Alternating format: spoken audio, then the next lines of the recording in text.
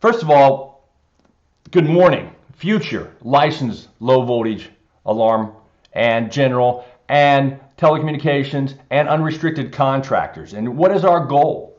Our goal is to pass the exam, right? That's your goal. That's my goal for you to pass the exam. And what are you going to do? You're going to pass the exam. Absolutely. Want to be 100% confident you're going to go into this exam and you're going to make it through and you're going to pass it with flying colors. So that's what I'm here to help you with. I'm here to help you organize yourself, understand what's going to happen in this situation when you go to the testing center, as well as giving you some knowledge on basic tips and education in the low voltage trade, which relates to this particular exam. So what I wanted to do initially was talk to you about the exam testing center, because it's important that you understand what's going to happen when you get to the testing center so you're not stressed out. All right, because the last thing you want to do is be stressed out on the morning of the exam or when you get to the testing center and realize something's happening that you didn't expect to happen. So let's go over that. And if you have any questions in regards to the exam testing center, drop me an email. I'm available. I've gotten several responses from several people already from email, and I appreciate the support, obviously, and I've answered some questions, and I've sent you some documentation as well. So there is also something you might want to get a hold of. I know I've sent it out to several people, but basically, if it hasn't gotten to you, you might want to look at this. It's called the Candidates Information Bulletin. And what this is a booklet that the Georgia State Licensing Board has put together for low voltage contractors, and it talks about the process of taking the exam. And it gives you quite a bit of information there, as well as it talks to you about what you're going to expect on the day of the exam. Some practice questions are in there, I think about 10 or so, not that many. But it's a good thing to read before you take the exam. So if you haven't gotten that in one of my packets, drop me an email and I'll send it out to you ASAP. Okay, let's talk about the testing center. First of all, you got to be prepared, obviously. You want to bring all your reference books, okay? Now this is important because if you forget a reference book, you're going to have difficulty in passing the exam, because you need those reference books to look up the answers to the questions. If you didn't have those reference books, you would be in trouble, because you're not going to be able to remember all the questions and answers that we've gone over, and you're going to need to verify those with those reference books. So my suggestion to you is gather your reference books up and put them in one place, along with your keys, your wallet, your ID. You got to have two forms of ID. That would be a driver's license and a credit card or something like that. It has to be a photo ID. So if you don't have a driver's license, then you maybe a military ID or a state ID, something with your photograph on it. A passport would work as well. That's important, because if you don't have that, they won't let you take the test, okay? Obviously, you want to show up on time. And one of the things to do to make sure you show up on time is, number one, get enough sleep, and prepare to leave as soon as possible in the morning. And you can put your books and all your stuff in your vehicle and be ready to go that way. Put them in a bag or so forth so you can carry them in comfortably.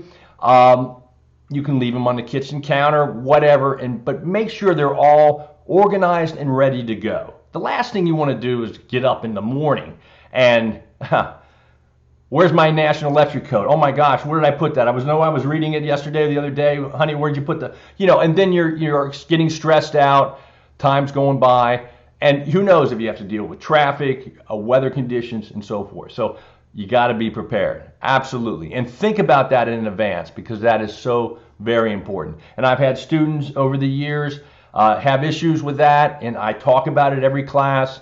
So I think it's extremely important to make sure you're prepared and ready to go. Okay, you want to arrive to the testing center on time.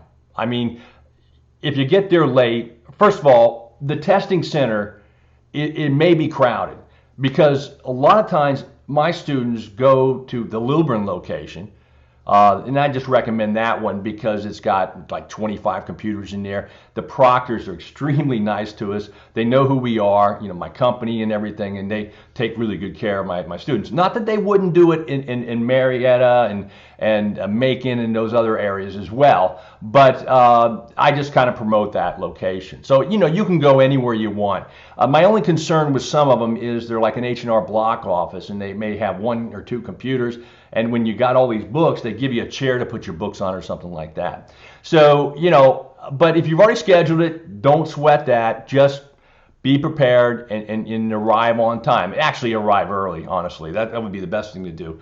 And so you're ready to go for that. Now, when you get there, you won't be able to, at this testing center called Applied Measurement Professionals, AMP for short, you won't be able to actually take in a lot of stuff, and they don't have lockers. Okay, so they're going to tell you to put it in your car or your truck or whatever, and just be aware of that. And with cell phones in particular, make sure they're turned off. If you've got one on you, make sure it's turned off and in your pocket. They do not like cell phones for obvious reasons. They're worried about people taking pictures and so forth of the monitor screen, I suppose, or disturbing somebody else. So, make sure your cell phone is in your car, you leave it there. Pretty much all you should go in there with is your books and your reference materials combined, and then your keys to your car, and of course your ID, your wallet. Okay, so those are the items you should go into the testing center. Now, when you get in there, what's going to happen is you're going to go up. Now, maybe a bit crowded, you might have to wait in line, but they process you relatively quickly. So you'll go up to the proctor that's behind a counter of some sort, and you'll sign yourself in. Okay, she'll ask to see, or he'll ask to see, your driver's license, some kind of identification. Like I said, driver's license is perfect with the credit card. Usually works well. And then she'll ask you to put your books on the table, and she'll go through the books. Now he's looking for any kind of written notes in there that look like they're questions or answers to questions and so forth.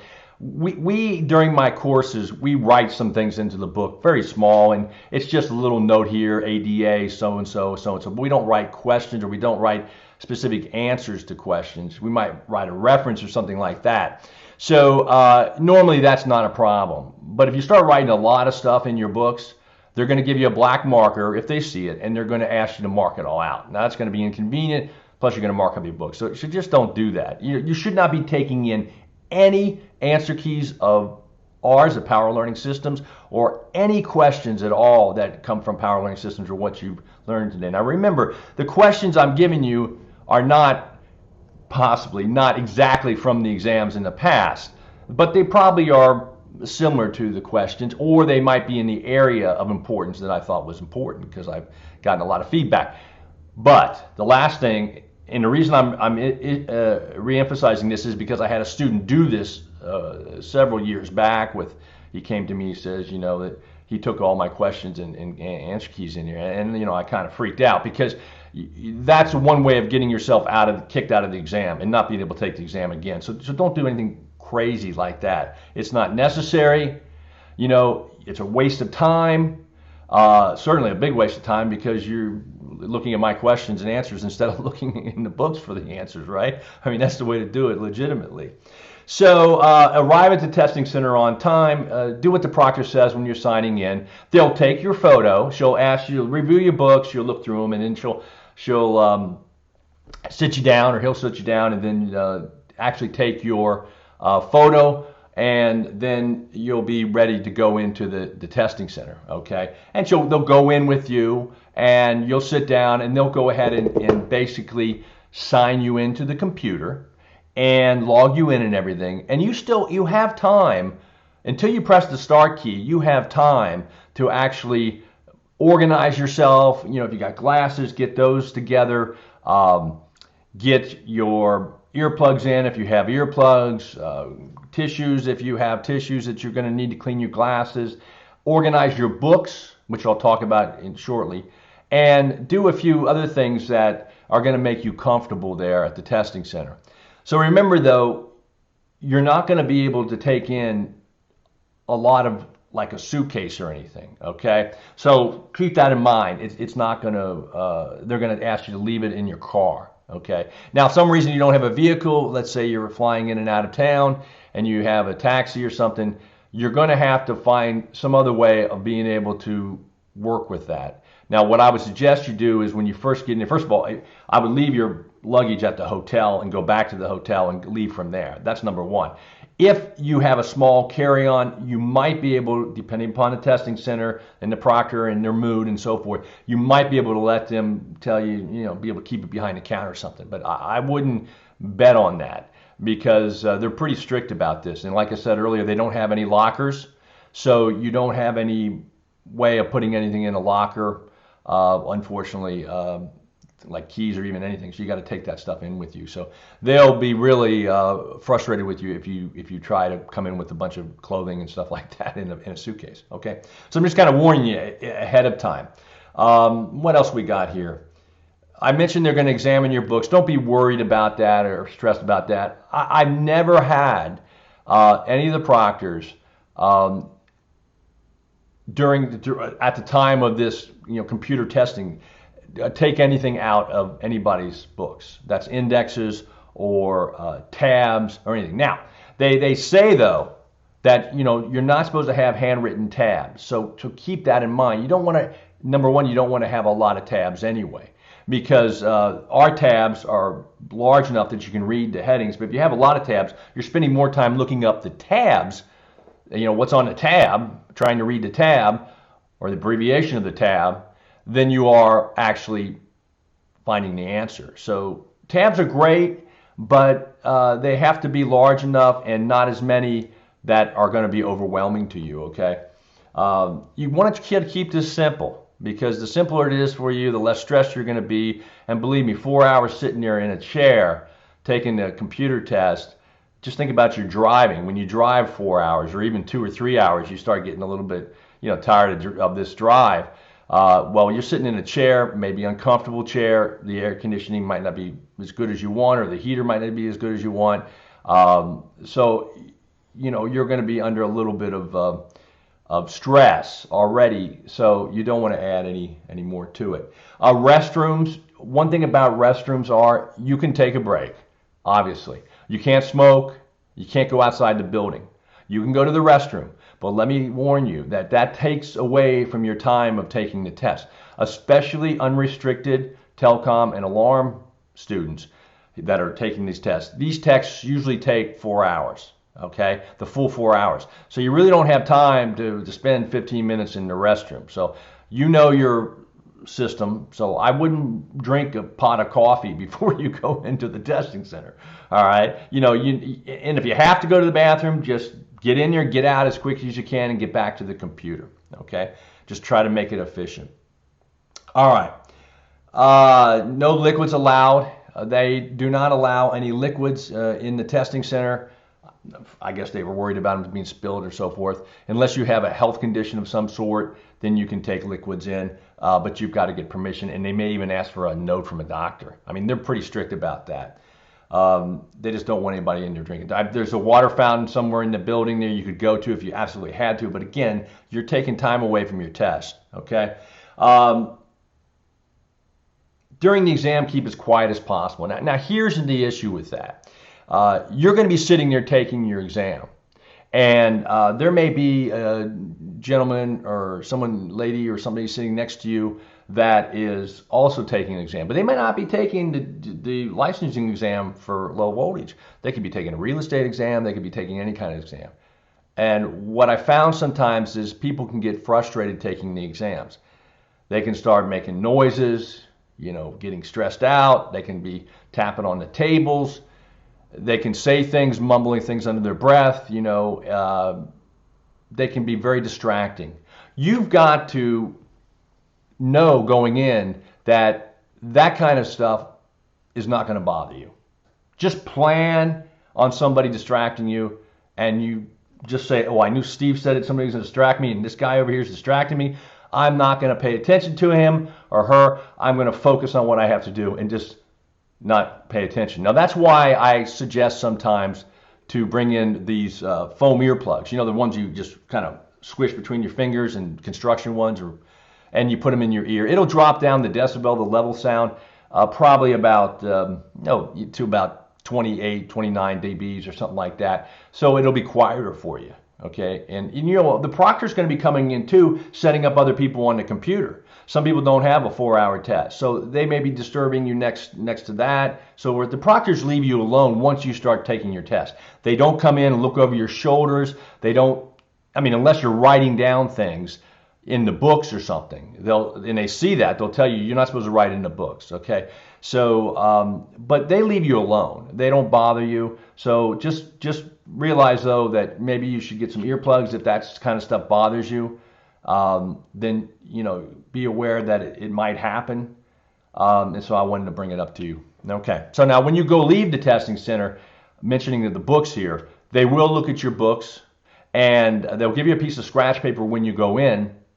You're going to use that scratch paper while you're in there, but you're not to write anything in the books. You're not to make any marks in the books at all. You don't need to, because if they see marks in the book when you leave, they're going to ask you to scratch it out. That's what's going to happen. So they look at your books and they check your books, make sure you're not, you know, writing down any questions or anything like that, of course. So they're cautious about that, and you need to be well aware of that. Okay, so let me just try to think if there's anything else that we want to go over here. If you have any questions at all about the testing center, you know, let me send you that candidates information bulletin, a little booklet. It's in a PDF file. I can email it out to you. You can read through it. But I pretty much covered everything. It's a simple process here. You probably take another test before, and you know, it's the same kind of scenario. You just want to make sure when you're in there that you, as you're getting yourself ready, and why don't we do this? Why don't I take you through the process of actually what's going to happen when you go sit at that little table there. And the reason I say little is because they're little, okay? Because what happens is you don't have a lot of room. I think they try to cram as many computers into the area as they possibly can, and you have a little small cubicle to work out of. So you have a lot of books. So the thing you don't want to do is you don't want to have them all on the floor and be picking them up all the time, because that's going to start hurting your back. It's going to take up time to go down and pick a book up and so forth. So what I always suggest you do is, as the monitor is right in front of you, as you can see in the graphic over here, as that monitor is right in front of you, you put your books on the left side of that monitor, on the right side of that monitor. All right. Now you basically don't need the keyboard. Okay. Once she types you into the system, you don't need the keyboard anymore. Okay. So if it's a desk where it slides in underneath, you just slide it back in, okay? If it's one where it's sitting on the desk, it's in your way, what I normally do is take the keyboard and I put it back behind the monitor, okay? And just let it sit there. You're going to use the mouse is what you're going to do to mark your questions and answers and move forward and that kind of stuff. So you need that little space in front of you for your book, because you don't have a lot of room there, so you need a space that you can actually work with that material, with that book. So you're going to need to put your, and let's take the unrestricted example for an example. You take the alarm books and put them, let's say, to the left side, and then you put your business and your OSHA to the right side, and maybe your NEC starts, and I'll explain this a little bit later. Your NEC starts, you start with that book, so it's right in your lap already. It's already in front of you on the table. The telecommunications books, those are monsters, and I'm sure you know what I'm talking about if you're unrestricted or telecom. Those things are big, and a lot of information in them. You got to stick them on the floor, okay? Volume 1 of that book has got the most test questions out of. So, and I'll get into this again as we move forward in this presentation on what you're going to be doing as you take the test, all right? So, because this is important. That you're not spending time looking for books and juggling books and picking up books off the floor and so forth. So you got to get yourself all set up there, and your glasses are ready to go. your earplugs, extra earplugs, you need to bring a calculator. They may not have a calculator for you, so you make sure you bring a calculator. They will not let you use your cell phone as a calculator. So make sure you have a small calculator. It can have other things on it, but it's supposed to be just a standard calculator. Okay. So you're all prepared to go, and then you're able to do a little tutorial. And you know, I would suggest you go through that. And that little tutorial will have on it questions and, you know, what A, B, C, or D. I mean, these are multiple choice questions, right? I mean, the test is a question and then with available choices A, B, C, or D. Okay, not true and false, not essay. It's just A, B, C, or D. And so they're all the same. So you'll get this little tutorial and it maybe say, what color is this sky? You know, blue, red, green, purple, whatever. And so you can go ahead and mark that. And they give you like 5 practice questions that are completely unrelated to the exam. It's just something you can do to get familiar and comfortable with using the keyboard and, excuse me, using the mouse and so forth. So, and I would suggest you do that. There's also a countdown timer on it that on the left-hand side, lower left-hand side, that you can turn on. It'll count down the minutes you have left out of 4 hours. You can turn that visually on and visually off. You can't turn the timer off, of course, but I personally don't like that on because I leave it on. Every hour I check it or so whenever I want to check it, but I don't like it sitting there clicking away. You know, that's just me. Maybe you like it to do that, but to me it puts a little more pressure on me, so I don't visually have it on the screen watching it. Just my own preference. You can do as you please. And then you can move through the questions. Let's say you are unrestricted, you have 105 questions. You can move through the questions with a little tab that you click and it shows all 105 questions. But you should start at the beginning and work your way down, 1 through all 105. And I'm going to get into that in a more detailed explanation as we go forward here on how to take the exam. What I'm doing now is just explaining to you what you're going to experience in the testing center. So again, you have any questions on that, feel free to contact me and ask me for the Candidates Information Bulletin, or you know, your specific question. Just send me an email and I'll be watching the emails the rest of the next week or so. Okay, so you're nervous about the exam? Well, you know, you should be, because this is a difficult exam. You know, and you need to understand that going in. But, you know, fear is a good motivator. So, you know, as long as it doesn't cripple you, okay? Because I expect everyone to be nervous about the exam. You know, you want to pass the exam. You don't want to not pass the exam. This is important to you. So, but you need to overcome your fear. And how do you do that? Well, you're prepared yourself. You know, you're prepared. So you overcome your fear by being prepared. And that's what we're doing. That's what you've been doing. You've been taking tests. You've been preparing yourself. You know, now you're listening to this video and you're going to prepare yourself even more. So, you know, I'm going to work with you today on your confidence, and we're going to build up your confidence so that you feel good about this exam. So actually you're excited about taking the exam. And we're going to talk about low voltage and some things about low voltage that are important, as well as we're going to get into the process, and we're actually going to practice taking some tests. So don't panic, stay in control of your emotions and calm down, all right? And, you know, why be nervous anyway, right? Hey, it's a multiple choice. They give you the answers, right? They give you the answers, you know? I mean, A, B, C, or D. It's just you have to figure out which one it is. It's either A, B, C, or D. So you got to eliminate the least likely first and move your way down through the process. But, you know, the answer's on the sheet. Okay, so it's not like you have to find that answer and write it in on an essay or something. The answer's there. You just got to be smart enough to locate the answer and make that right choice, right? So after this workshop, hopefully you'll be looking forward to passing this exam, okay? So if you want to pass this exam, it's really all about you, how much you want it and how much you're willing to prepare for it. And this means work, and it's hard work. So if you were going to climb, for example, Mount Everest, right? You just don't run up to the top of Mount Everest and wave your hands around and run back down. It's the same with this. Mount Everest is a goal to summit Mount Everest. There's a system in place. You go through a process. You have to acclimate yourself to to each of the different camps as you go up so that you will be able to make it to the summit and be conditioned to make it to the summit. And that's exactly what we do here with you, is we're going to condition you to help you pass this exam. So I want you to think about this stuff here. There's a physical side to taking this exam. I'll touch on it briefly.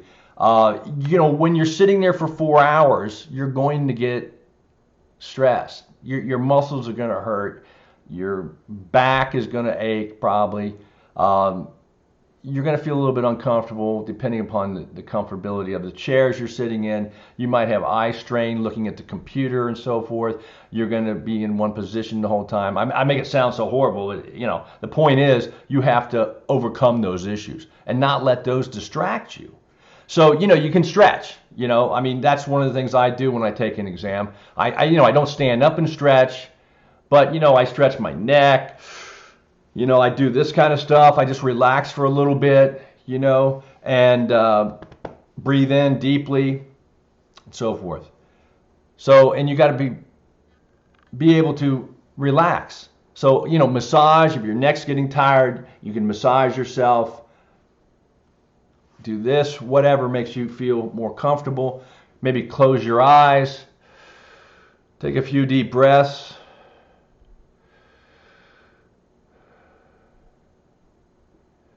Give your mind a little bit of a break. Open your eyes and get back into it. Okay? If you don't do those techniques, then what happens is you wind up getting very, very agitated and very uncomfortable, and it can affect your test-taking abilities. So let massage, stretch your legs, your back, your neck, slip off your shoes. When I take a test, I slip off my shoes, okay? Because when I have shoes on, I don't know, it just kind of restricts my blood and everything, and when I slip my shoes off, I feel much more comfortable. Hey, who's going to know, right? Slip them off under the table, or wear real comfortable ones, sandals or whatever, with socks on, of course. But just be comfortable. Be careful with what you wear to the testing center as well, because sweaters and that kind of stuff, bring a sweater, of course. Maybe long pants would be okay. I wouldn't wear shorts. I bring a sweater or a light jacket, because sometimes they have the air conditioning so freezing in there, or if it's wintertime, they don't have enough heat, or they got too much heat, or too much heat where you're sitting or something, and you're sitting there sweating, and you're regretting that you have this big bulky sweater on. Okay, so just kind of plan on that. Plan on it being the air conditioning or the heater being in the wrong temperature for you, and what are you going to do to compensate for that? So make sure you bring a little light sweater or a jacket of some sort, and don't wear shorts. Wear long light pants and so forth. I think you'll be fine then at that point. Okay. Power of oxygen. One of the things I do. I did this years ago when I was in sales. Before I walk into the customer's home to try to sell them whatever my product was, I would close my eyes. I would take 3 deep breaths, and then I would go in. And I'd do my little thing. You need oxygen in your system, and for you mentally to be able to do things. So, you need to take deep breaths, especially if you're starting to get stressed out. Just take some deep breaths, close your eyes, relax your whole body, and then open your eyes and get back into it. You can do that every half an hour if you want. It's only going to take you, 15, 20 seconds to do that? So it's well worth it. You'll see when you open your eyes, it's like a fresh start again. And it's all mental, you need to make sure that you're mentally prepared as well for this. So get plenty of rest, right? No distractions. Positive attitude. I can't say enough about positive attitude. If you're feeling apprehensive, you haven't prepared enough, you think, or something's happened where you wouldn't be able to do things, regardless of all that, you still are going to take the test, and you still want to pass. So if you've got any doubt whatsoever, stand in front of a mirror before you go to the testing center and look at yourself and say, I will pass this exam. I will pass this exam. I know I will pass this exam, and think mentally about what it's going to feel like when you pass this exam. Okay? How are you going to feel? You're going to feel fantastic. You're going to have your license. Things are going to open up for you, opportunities. You've been wanting to do this for a while, and all those good things are going to happen. The negative side of that is you're going to take the test again, and you're going to have to wait 4 months. So you need to be prepared, and you need to have the right attitude, all right? So it's all in your head, you know, and one thing about this is, you know, when you do eat things in the morning before you go, coffee is okay, but not a lot of it, you know. You can look at this presentation here. It tells you a little bit about what kind of foods are not a problem. I mean, carbohydrates are known to be, you know, make you tired. So you probably wouldn't want to have a big, you know, egg and bacon and pancakes, you know, breakfast in the morning before you go take this test.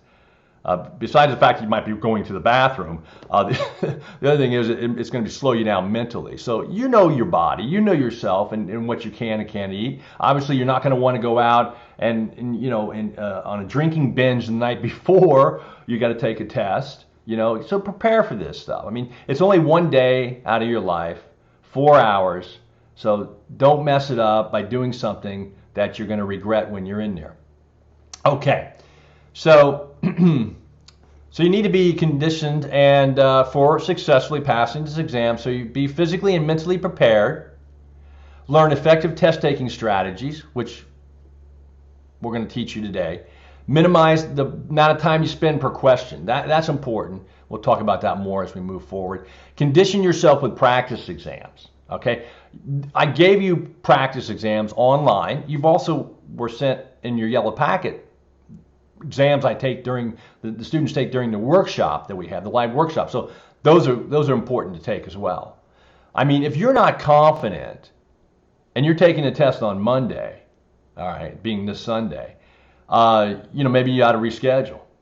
Okay, if you haven't taken the practice exams, and even though you watched all these videos, I think you're going to have problems. You got to understand what's in the books and the structure of the books. And the only way to do that is to take these practice exams and learn the structure, learn what's in those books and where those books, what the books are talking about and where the key areas are of each of the books, especially the National Electric Code. All right? Okay.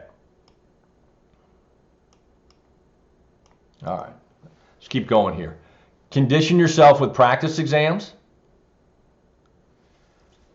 Stay focused and ignore distractions. We talked about that. And all you have to do is receive a 70% of correct answers.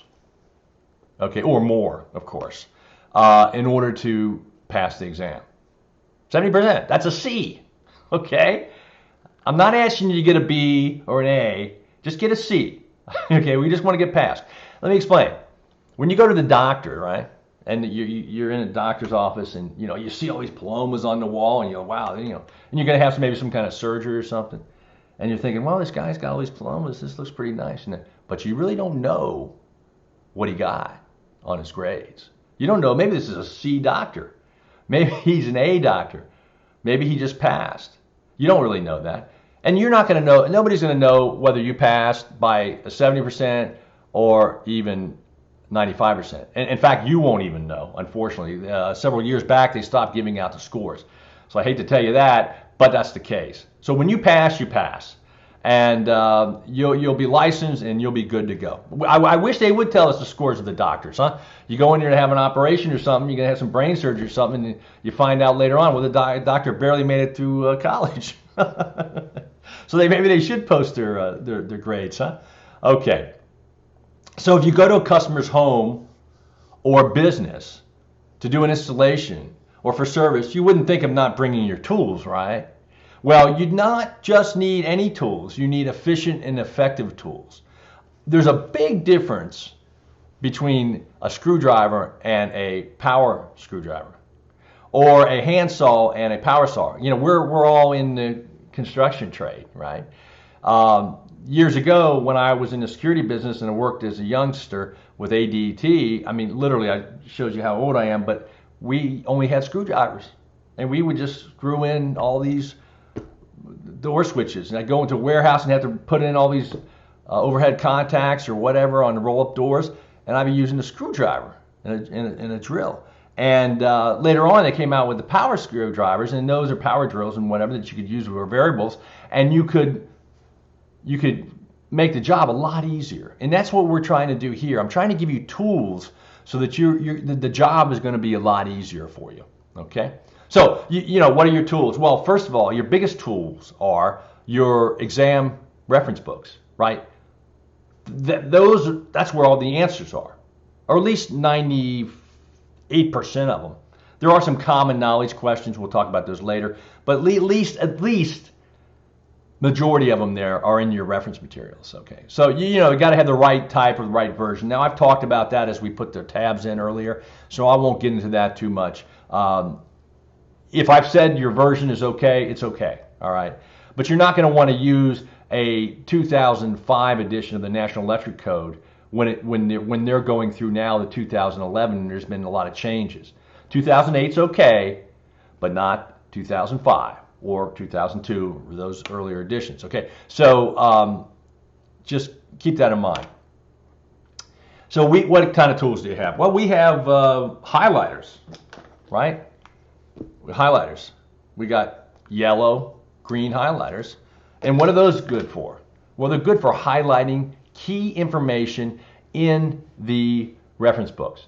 So the yellow highlighters we use for like the subjects and headers and things like that, paragraphs or whatever that are important. And then we would use the green highlighter, which is a very important highlighter. We use green highlighter to highlight numbers, dollar amounts, things like that are going to be possibly one of the choices on an exam question. Lots of measurements, lots of numbers, lots of fractions you have to look up, and if you've already got those numbers and fractions highlighted in the book in the key areas that we're testing on, then you're golden. I mean, you go in there and you're looking for, like I said earlier, you're looking for something between a half an inch and maybe 2 inches, right? So you got all the numbers highlighted in that section, which is not very many, and there you see 2 inches, and wow, there it is. And then you read the paragraph around it, and you find out that's the answer. That's one way of quickly finding things. So the highlighters and highlighting things are important. On your online information you got, with the password and everything, in that information packet is highlight sheets for some books, important books. And you should have gone through those and highlighted those. But more important than that, when you take a test, one of the tests that I've provided you, you should always be highlighting the answers, or at least a dot or something by the answers, okay? And then in that answer or that article, you should highlight the green number or the important information. I mean, you can go as far as to highlight nouns or subjects or something that's important, anything that's really important, I would highlight with a green. But I'm only talking about one individual item, not a whole paragraph. I normally don't highlight a whole paragraph anyway. I'll highlight, like, say, the article number or the section number, because I don't like to highlight the whole thing. Then the book is all highlighted and it's very distracting. Plus, sometimes the highlighters can soak through the page to the back of the page or something. So, you don't need to highlight a whole paragraph. You need to highlight the number of the paragraph so you see it and you can read the paragraph clearly. And then inside that paragraph, you might have a couple of green highlighters for some numbers that are important. Okay, so there it is. Yellow, index, headings, area of special interest, and then green would be money, time, dates, sizes, distance, and any other important numbers like that, or important words as well. Okay, so your other tools that you have are your book tabs, right? Those are cool. I mean, I like book tabs. Years ago, I never used to care for them that much. But over the years, I've realized that, especially once you know the books, like I think I mentioned yesterday, like for example, smoke detectors or some area of a book, even for excavations in the OSHA book, okay? If you got a question about excavation, let's say, how you don't remember how deep that trench was that, before you had to shore it, put up something in supporting the sides. You got a tab there, excavations. You flip it to that, you're going to see it highlighted right there. It's within 5 feet. Anything over 5 feet, you've got a shore. And then how far do you have to keep your tools and your dirt and so forth from the edge of the hole or the trench you're digging? That's what? Come on, 2 feet. Okay, 2 feet. That's right. So things like that, you can just use a tab and flip to them. And those bottom tabs are fantastic for that, especially NEC. When we talk about the NEC like we did yesterday, we talked briefly about the fact that all those acronyms for all the pipes and the raceways and the tubing.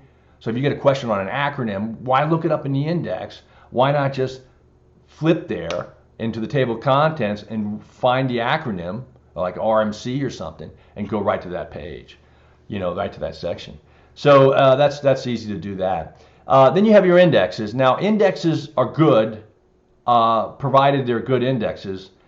Now I've written some indexes that are specifically for this exam, and if you've got those, you're in good order for those particular items and those particular books. Otherwise, like the OSHA, I didn't write an index for the OSHA book because it's got an index in it already, and it does good enough. It's a good enough index, and it's not critical because it's like 3 to 5 questions out of OSHA. So I base what I do on the importance of it. We only have so much time to present things to you and to talk and everything else. So I got to focus on what is important that's going to get you to pass the exam. So that's what I do. Okay, so table of contents. If you don't have an index and you don't have tabs, you're restricted to the table of contents, unfortunately. And that's not alphabetized. It's going to take some time to go through it. It does tell you the structure of the book, though, and that's what I like about the table of contents. And I say to the students, I say, go read the table of contents. Yes, read the table of contents, because the table of contents it'll tell you what's in the book and where it's at in the book. It's all broken down by different sections and so forth. And if you understand what book has what in it, then it's a whole lot easier to find an answer. Because if you pull the wrong book and you go down the wrong path, you could be going down that path for 5-10 minutes. Okay, so you don't want to do that. You want to make the right choice with the right book and then move forward. All right. So if you make the wrong choice, you're going to have to back up quickly and make the wrong choice. You're going to back up quickly and then make the right choice. So you got book tabs, book indexes. I say that's your roadmap because it really is. It really gives you everything alphabetized. And when I do an index, I usually work it 3 ways. I look for the nouns, and then I work them 3 ways. It's somewhat complicated, but just to make it thorough, so that if anybody looks up something for a question, then they would make sure that they would find it. And I use synonyms too, where they don't use those in the actual indexes of a book in particular. Okay, some books don't have indexes. UL 681 doesn't have an index, and if you have UL 681 without an index, the problem there is that it's very difficult to find the answers, because you have to rely on the table of contents, and it's just a disaster. The book was written like in 1960 or something. It may even go back further than that. It's unbelievable, and it's but they still use it. I think it's been updated into 2002 or something, but still, it's something that didn't have an index. I wrote an index for it. It's very easy. Burglar alarm questions are very easy to find with that index. You got no problems. The business book doesn't have an index. I wrote an index. The business book is easier now with that index. Granted, it's only a few questions though, but still, every question counts, as we know. So, table of contents, but let's talk a little bit more about the exam itself. Now, everybody that is viewing this video here today is taking one of the categories of licensure for Georgia, right? Whether it be unrestricted, alarm, telecommunication, or general, right?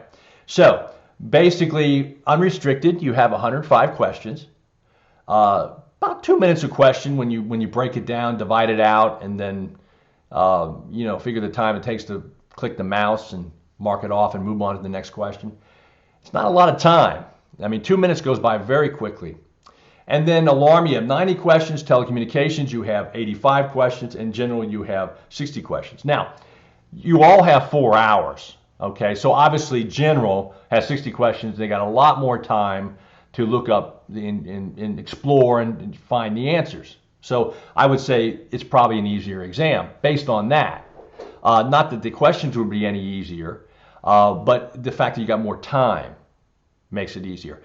If you had 2 weeks to take any of these tests, you wouldn't need to be sitting here right now listening to me, right?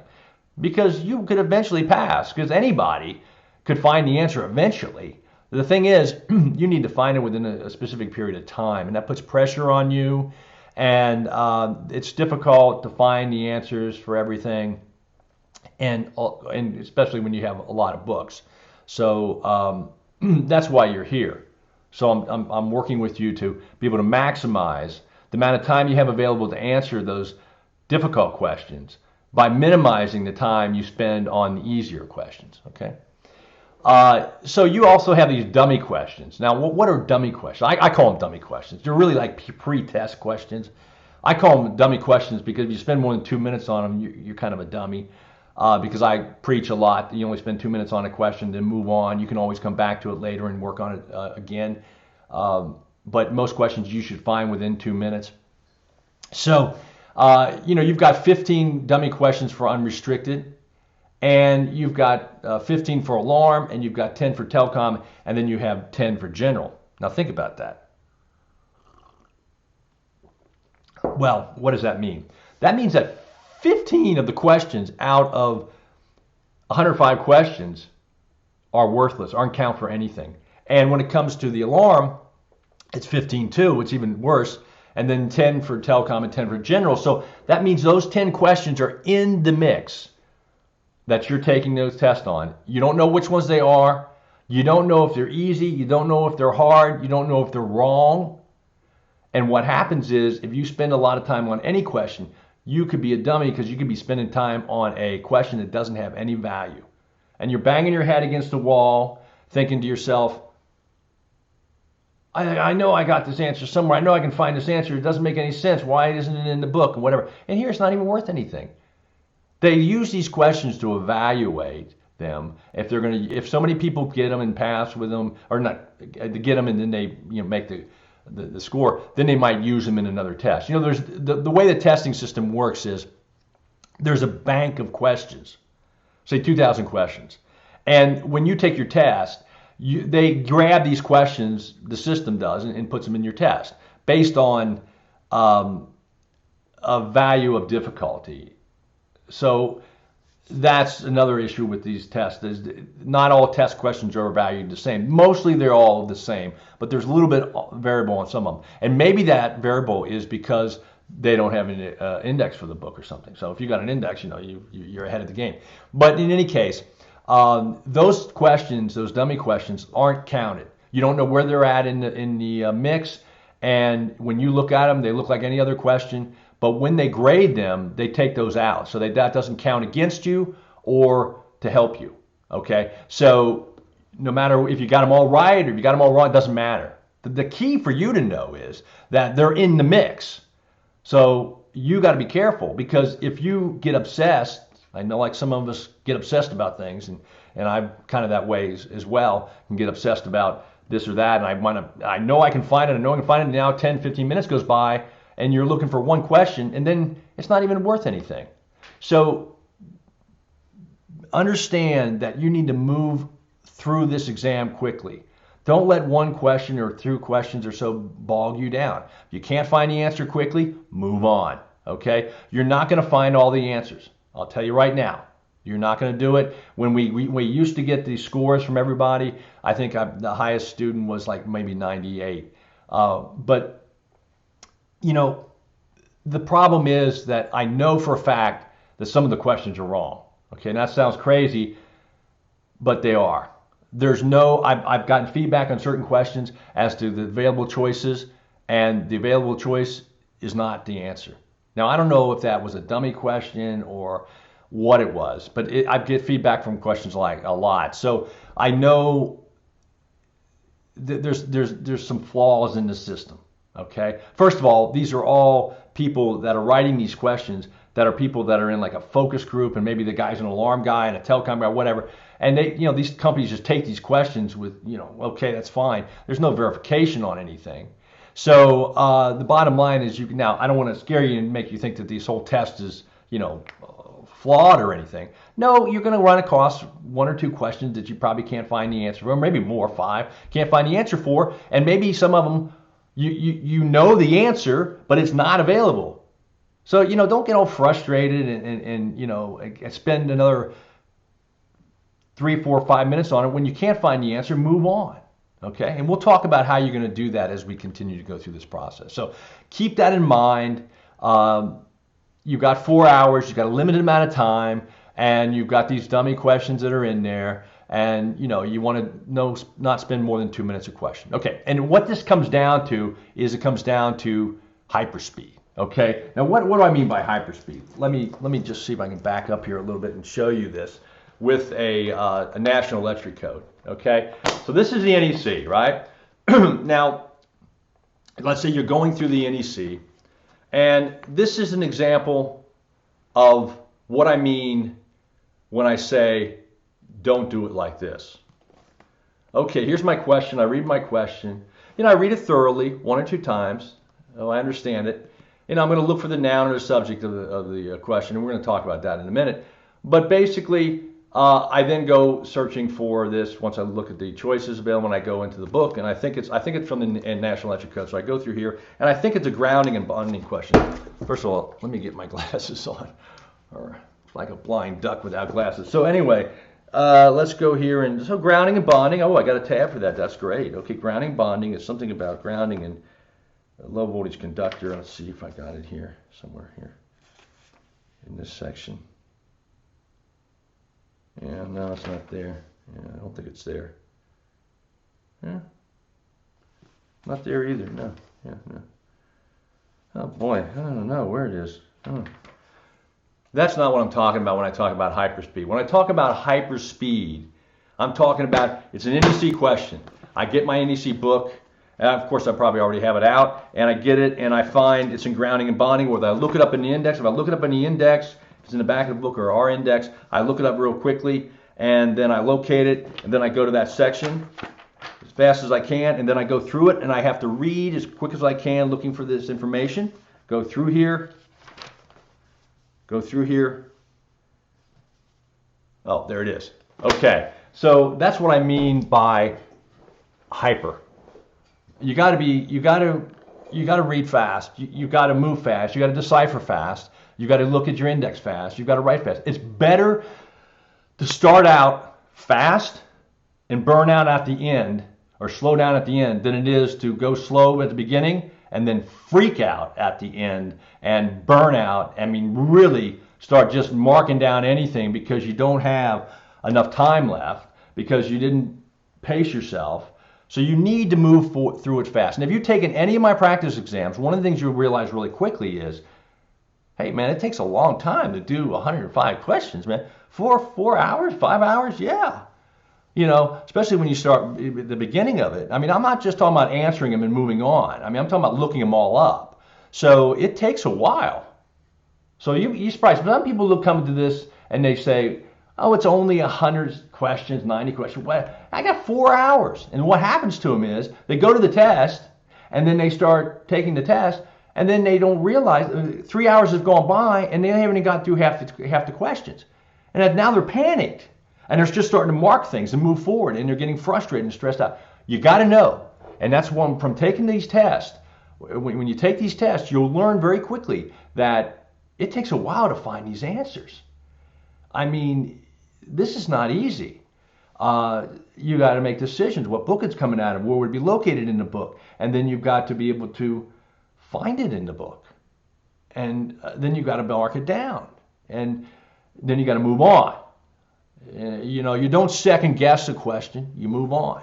You don't verify the alternate choices. Okay.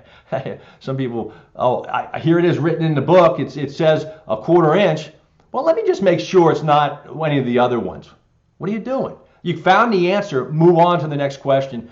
Don't procrastinate and try to make sure that you've got the absolute correct answer. You need to move on. And I'm sure you discovered this when you've taken the practice exams. You've realized that time flies. And even when you're not having fun, time flies. So you go through this, and you need to move as quick as possible. It's much better to go through it fast at the beginning and move forward, because after a couple hours, no matter what, and no matter who you are, myself included, it gets exhausting. I start getting burned out. This is sometimes I've taken exams in other states, 5 hours or whatever, and 2 hours, 3 hours into it, I don't even care if I pass or not. I mean, I'm at that point, and you just have to take a deep breath and pump yourself up again mentally and get back into the game, and keep moving faster. You've got 4 hours out of your life, 4 hours, and that's you've got to focus and you've got to move in those 4 hours. Okay. After that, you can go to bed if you want. Okay. For as many days.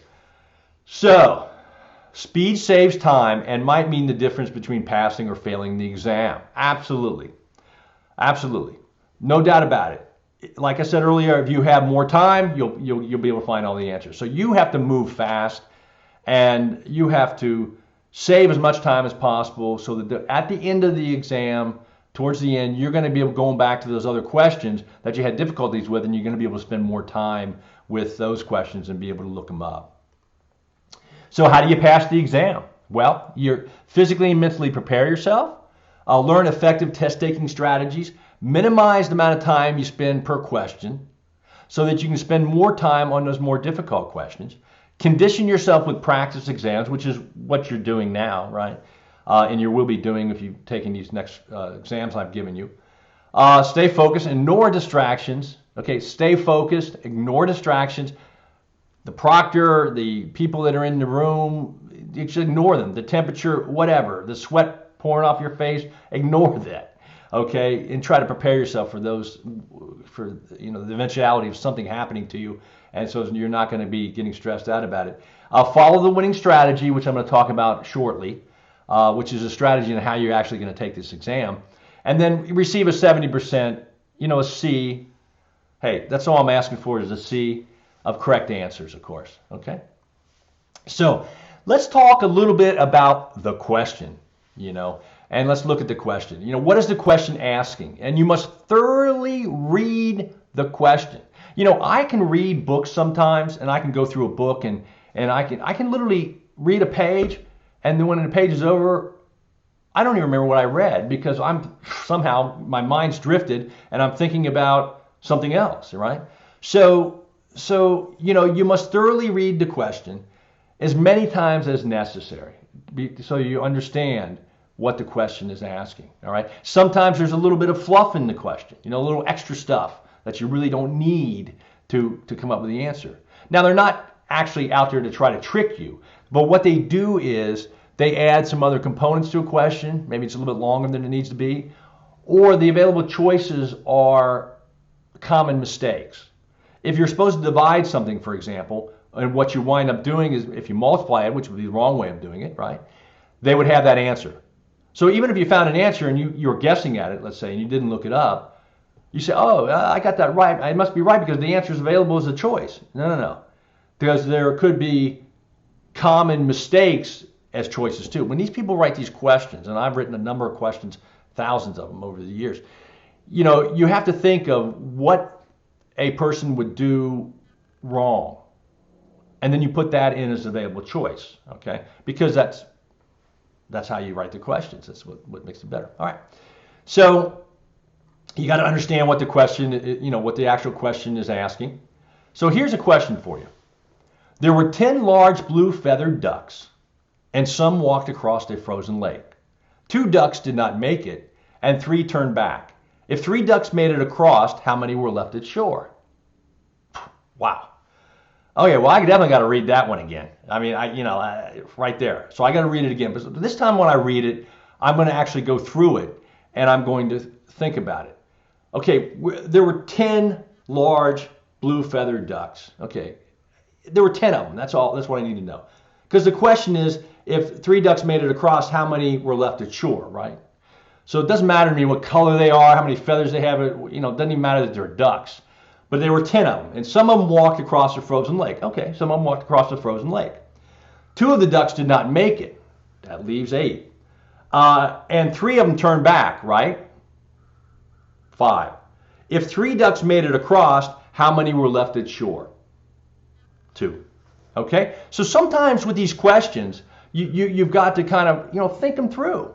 You read them, you think them through, and then you maybe have to use your fingers. Add this and this and this and this. Some of the questions are so simple. I mean, there's not many calculations, and the ones that are on this particular exam for this state are easy. You could do them on paper or even do them on your hands if you needed to. They're pretty simple, but you got to know what you're doing. Otherwise, you get the wrong thing. So there's nouns and verbs and adjectives in there. The answer is 2. And let's talk about the question itself, the actual structure of a question. I'm going to take you back to like 1st or 2nd grade here, okay? Because it's important, because there's a science to this. And if you understand, well, there's a strategy, maybe not a science, but it's a strategy. So if you understand the question, it helps you with the answer, okay? So the question has a structure, right? A noun, verb, or adjective. We are interested in what? The noun.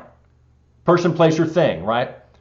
The noun is what we use to go to the tabs or go to the index, or a synonym of the noun, which is something familiar to the noun or close to the noun.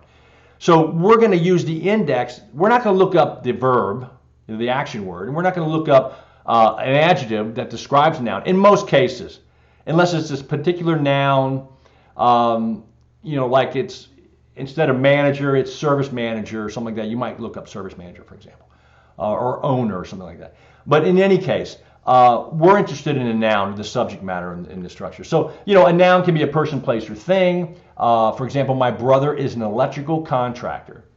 A verb is an action word, meaning you're doing something, right? I am working by 7 a.m. every day. An adjective describes a noun. For example, an electrical contractor, okay? So we are interested in nouns.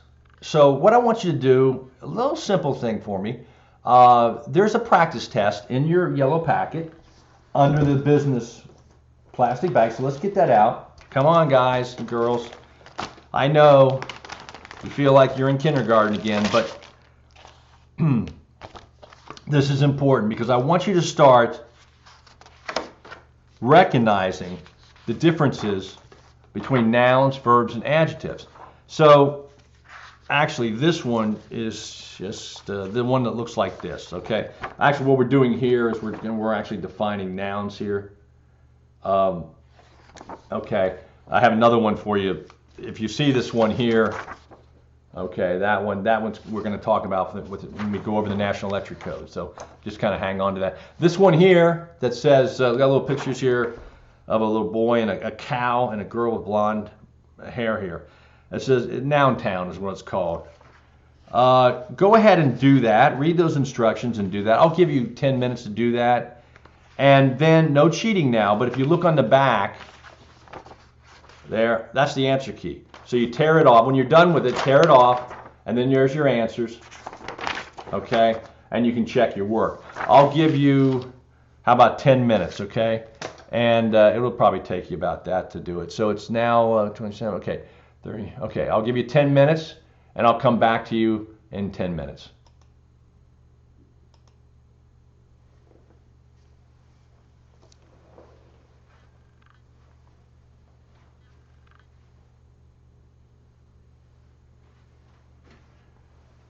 Yeah.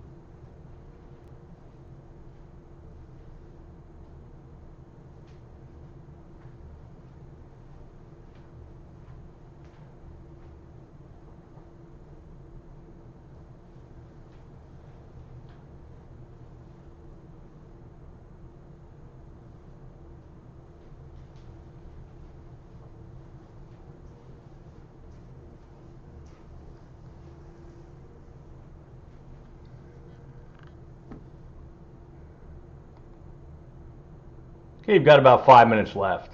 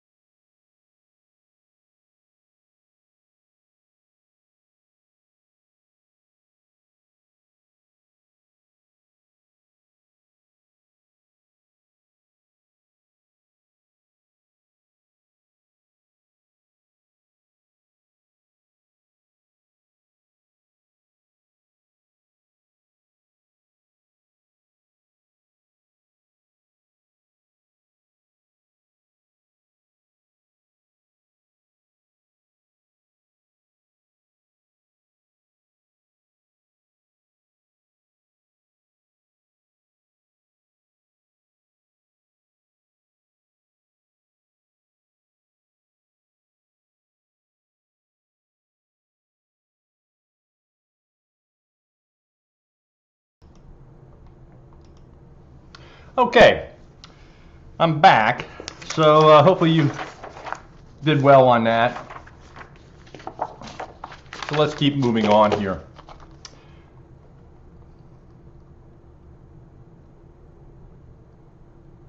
Synonyms. We talked about synonyms earlier. It's a word having the same or almost the same meaning as another word. Example, braids, staples, drive rings, cleats. They do the same function, pretty much. So,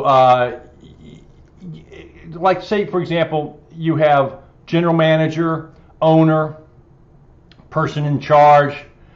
Those are all means the same thing. So don't get so specific where if the answer, the available choices on a question, you find it in the article that says the owner, but you're looking at the available choices and the only thing on there that comes close to owner is general manager, then the answer would be general manager. Okay? So sometimes the answers are not exactly what you'll find in the, say, a code book. Okay? So you got to be able to distinguish what a synonym is. Okay? Sorry, on break I had a little bit of sushi my wife brought me, so that was something I didn't need to tell you. But anyway, I can't edit that out because this is live. So let's move forward. So the excuse me, the answer. Well, actually, the answer is more important than the question, right? I mean, that's really what we're looking for is the answer. So What do we have here?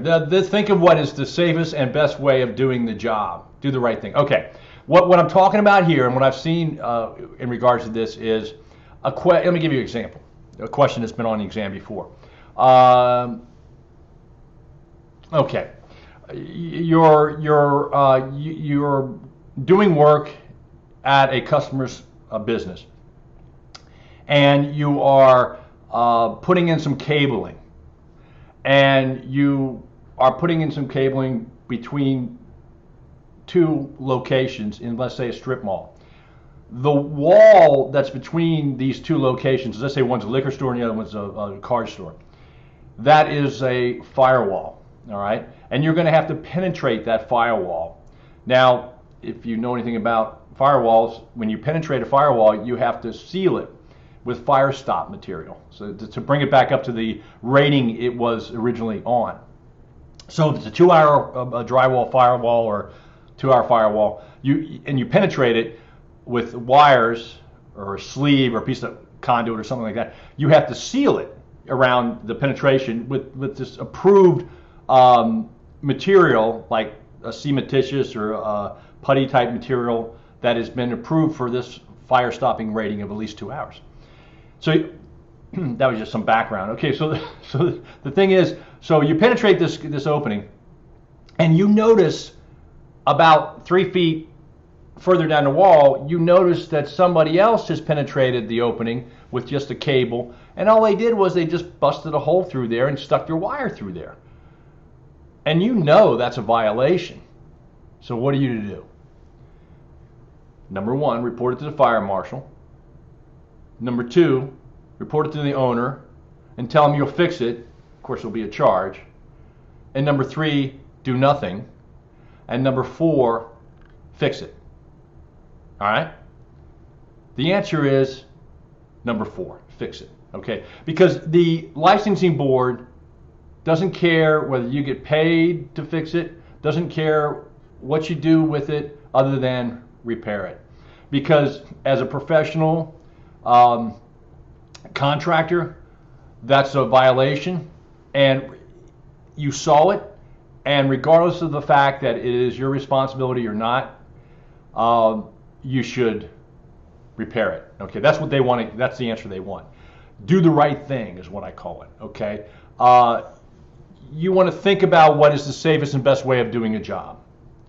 So when you have questions that talk about, well, here's another one. So let's back up. Do the right thing means that you as a person are going to do the right thing regardless of whether you get paid or compensated, okay? You're going to do the right thing. And some questions that are common knowledge questions, if you answer them that way, you'll be fine, okay? You'll be fine. So just remember that when you have a situation occur and a question, that basically you want to do the safest possible thing you can do, and you want to do the right thing. Keep that in mind, and that'll help you a lot. Now, when it comes to doing the safest job, here's another question. This kind of relates to this, and these are ones that have been on the exam before. Maybe not in this exact verbiage, but they've been on the exam, and I hear about them all the time. So they do ask some questions repeatedly because I guess they feel they're important. Maybe they got higher value or something. You're digging a trench, and you come across a wire. What are you to do? Forget about it, cut it, report it, or assume it's energized. You assume it's energized. That's the best answer, because that's the safest thing to do. Because if you assume it's energized, well, you're not going to cut it. You know, you're going to and you're not going to ignore it. You're going to take appropriate action, that because you're assuming it's energized, not to disrupt it, or maybe you could have to protect it or something like that. So again, you want to do the safest thing, and you got to make some assumptions. So those are really simple answers to some pretty simple questions, as long as you know that you need to do the right thing, and you need to look at the safest possible route, and that's going to be your best answer choices. Okay, so keep that in mind.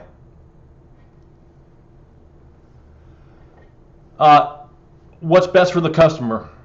The public. The customer is the public, right? And they really don't care that much about you as a contractor, to be honest with you. I mean, their statutes that they have written are to protect the public. That's why you're responsible to get the license. That's why they make you get the license. They want to make you test and make you sure you know the National Electric Code for safety and all that, because they're trying to protect the public. They're not trying to protect you. They're trying to protect the public from you, okay, or from a person or a contractor that's not knowledgeable, that's unprofessional, that's not safe, that doesn't know what he's doing, and that's why they make you take the test and do all that other stuff. Is because they want to protect the public. So you think about that when you answer a question. So what resolves the issue? Again, repairing the firewall. Even though it wasn't your responsibility, wasn't you doing, that resolves the issue. Okay? All right. So, we talked about a little bit about the question. We're looking for what? The noun, which is the subject matter, person, place, or thing, right? So that's how we go to, you got to, and years ago when we had the paper test and you had to kind of color in the little bubbles, everybody would underline the nouns and the subject matters in the questions. Now you can't really do that on your computer screen, but you can certainly read it and point it out. When you read a question, you're looking for the noun, that's subject matter, because that's the thing you're talking about, not anything else. Because when you go to look up where that answer is, you got to go to the subject matter, the noun. That's what you're going to use in the index, and you're going to use it in the tabs, and you're going to be looking for that. So if they ask you about RMC, rigid metal conduit, right? What's the noun? Rigid metal conduit, right? Okay, so that's what you would look up, and that's how. If you know that, then you'll look in the NEC under RMC, and if you want to, you go to the index and look it up, or you could just go to your tab, right? Cables, raceway, because RMC is a raceway. It's a piece of conduit. So you look at it, and you look at the acronym, you see it, you look at the page number or the article number, either way. Actually, I like to look at the page number because it's a little bit quicker for me, because the page numbers are down at the bottom. I flip it that way, and I'll show you that later. If you look up the article number, you can look it up, but you have to, a little bit harder to look up the article number. Okay, so the answer, I think the answer is more important, obviously, than the question. So where do you find the answer? You can look it up on your book tabs, your index. If you have an index, you can find the answers quicker, etc. Table of contents would be the last place you would go. Now, when you're answering the question, okay, and you don't know the answer, you need to have some kind of a system or thought process, instead of just closing your eyes and guessing, or saying, well, I haven't had any C's lately, or somebody told me that it's C. If I don't know the answer, I should just go for C. That's not the case, at least not with these tests. They're randomly put there. You could have 4 A's in a row, and those are all right. You could have 4 C's in a row. It doesn't matter. Don't think that, I haven't had a C in a while, so it must be C or it must be D or whatever. That ain't the case. So don't let that thought even go in your head. What you need to do is you need to realize that you need to look at the available choices if you don't know, and you need to make some assumptions of what, usually out of the 4 available choices, one of them is just kind of off scale. It's kind of ridiculous if you understand the question. And you need to eliminate the least likely first, right? So you eliminate the least likely first, and then the second, and then the third, okay? Because if you do that, then you're increasing your percentages, your odds of guessing, right, the answer correctly. So if you eliminate, first of all, if you guess at any of them, you only got 25% chance of getting it right. And that's not very good. Okay, so, and believe me, I've seen this over and over again, that most people are very bad guessers because they just guess, and it just doesn't work in their favor. If you eliminate one of the choices, Now you've increased your odds to what? 33%, right? If you eliminate 2, well, you better watch what I'm doing there. Eliminate 2, then you got 2 left, and then it's only 50-50, right? 50-50. That's not very good odds either. But if, of course, you eliminate all 3, then you've got the right answer probably, right choice. So you do a process here. You look at what you think is not that, it can't be that one, you take that out, and you got 3 left. You increase your percentages of guessing it right. If you have to guess it, really shouldn't be guessing them, but you're going to have to guess some of them. I mean, you're not going to know. You're not going to find them for whatever the reason. You're going to need to guess at them, but have a system. Eliminate the least likely first. Increase your odds, your percentage of getting it right, and you'll be much better off than just sitting there and guessing a C or something like that, okay? So on every question, ask yourself, what is the question asking? And that means you got to read it thoroughly, okay? I mean, I can't say this enough. You got to read it once, twice, 3 times, 4 times maybe. Because before you go down that path and pull that book and start, you got to make sure you're on the right path. Because if you're on the wrong path, you're wasting all that time. I can't emphasize this enough. So you have to better spend the time reading the question thoroughly, looking at the available choices, and then what? Thinking before you, I know where it's at, and you start running down the path, and you realize, oh gosh, I was thinking that. I didn't read the question thoroughly, and they threw me off because they added this or that to the question. So again, read the question thoroughly, look at the available choices, and then think, and then move on. Okay? So again, what is the question asking? You must thoroughly read the question. What book is the answer located in? What book chapter is the answer located in? And then you got to find a specific section where the answer is, and you got to gather up enough information, of course, to choose the correct answer, right? So there's a system here. It's a system. It's not just change your way every question. It's a process. You do it the same every time. And you practice that system when you take your test. Let me explain a little bit and give you some kind of understanding of what I'm talking about here. I've been doing these courses now for almost 9 years. All right, in this Georgia class in particular. And I actually went to take the test, and I was getting a fire alarm license, and I saw that there was 160 people taking the test, and they were all kind of like, frustrated, and it was crazy. And I thought, well, maybe I'd teach it. Long story short, I wound up teaching, and I got into it, and I never started up another fire alarm company. But in any case, it was just I saw an opportunity, and I decided to go for it. And subsequently, I'm the person in Georgia now that teaching this particular course, and I've had a lot of students go through, and it's been very, very rewarding for me. But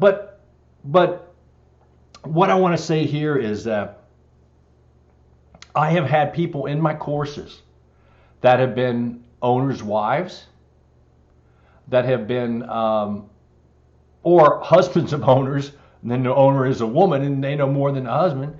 They've been accountants. They've been business owners that have never touched a screwdriver, that know nothing about electricity, and they passed. And how did they do that? They understood that this is just pretty much a game, and you got to play the game right. There's a system to the game. Okay? It doesn't matter what the question is. You read it thoroughly. You look for the noun, the subject matter. And then you look at the available choices, you make a decision, and then you move forward with that. And you have to know what is in the books, meaning you have to know what the book is about. For example, the National Electric Code, ES, right? Electrical safety, okay? It's about wiring. So if the question's about wiring safety, about wiring conduit or whatever, then that's that NEC, that book that Steve was talking about, and then okay, so they also have grounding in there. Maybe it's grounding. Communication cables. That's in that one chapter 800 there. So that's the way you do it. Each question, you do the same thing. It's a system. It's a strategy that you do, and if you do that, regardless of whether you're some PhD in electronics, and believe me, that's probably the worst thing you could be, because the problem with that is you overthink questions and you wind up getting them wrong. The thing is, I've taken people that have no knowledge whatsoever and they pass this exam. And it's a difficult exam, but they passed it because they followed the strategy, and more so what I'm going to teach you in a few minutes here. So let's keep moving on. Okay. Where do I find the answers? All right. Well, okay, that can be frustrating, right? Let's take a look at the business book and the job safety book. You don't need to get them out right now, and the electrical safety book. All those books that we talk about, and I did this in advance. Normally, at this point, I would be having you put your stickers on the book. Of course, my sticker is kind of worn off on that one, but I'm sure I got it on another one here. This one's fire alarm. It's got fire safety on it. Remember yesterday we did all this, or whenever you watched the video. So those are reference designators, and those designators are on those books for a reason. We stick those stickers on there because that defines what that book is about. If it's a B on the book, it's a business book, right? It's about business. It's all about business. Taxes, how to run a business, what forms are needed in a business, everything about business. JS is job site safety. It's safety at or on the job site or the construction site. And ES is electrical safety, okay? So we don't need to call it NEC and confuse everybody. And we just know it's an electrical safety book. It's about wiring and conduit and raceways and all that good stuff. So now I'm going to read this to you. And then we're going to talk about it. And this is the strategy that I've developed, some time ago. So let's, and I don't expect you to grasp it right away. So I'll be repeating it ongoing for a while here. So we'll continue to do this. And I know it's an hour and a half here, but this is important to go through it. I mean, it's going to take us another half an hour probably to finish this segment here. And then after that, we'll take a break, and I'll do the other sessions, because the next one is going to be probably an hour and a half session. Is going to be the one on the National Electric Code, and that's the most important. And then the last one, I'll combine all the books and on one session for you, and you'll be good to go. Now, if you're not you're taking the test on Monday, you're really, and that's normally the way I do my classes. Normally, what happens is this will be like Monday would be the last day for the alarms, and then so forth. So everybody takes the test following my course, but this is a little bit of a condensed course, and obviously it's online. So I'm not sure how much we're not actually taking time for you to take the test. See, during my live workshops, the students take the test, and then I go over it with them.